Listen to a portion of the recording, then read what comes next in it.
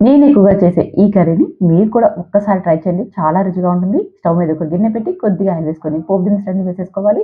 తర్వాత కాస్త పెద్దగా ఉన్న ఒక ఉల్లిపాయను కూడా వేసి కాస్త ఫ్రై చేసుకున్నాక ఇప్పుడు ఇందులోకి చిన్నగా కట్ చేసుకున్న గోరుచిక్కులను కూడా వేసేసుకొని ఒకసారి ఇదంతా బాగా కలుపుతూ వేయించుకోవాలి. తర్వాత 5 పచ్చిమిర్చిని కచ్చా పచ్చా గ్రైండ్ చేసి వేసుకోండి.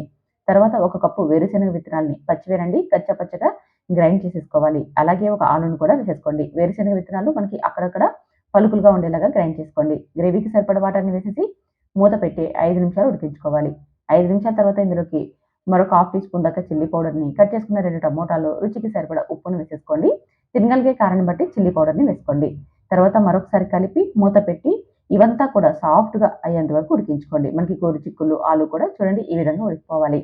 తర్వాత కొత్తిమీర జల్లుకొని సర్వ్ చేసేసుకోవడమే. రైస్‌లోకి, చపాతీలోకి చాలా చాలా బాగుంటుంది. మంచి హెల్తీ కర్రీ. తప్పకుండా ట్రై చేసి టేస్ట్ చేయండి. ఖచ్చితంగా మీకు ఈ రెసిపీ నచ్చుతుంది.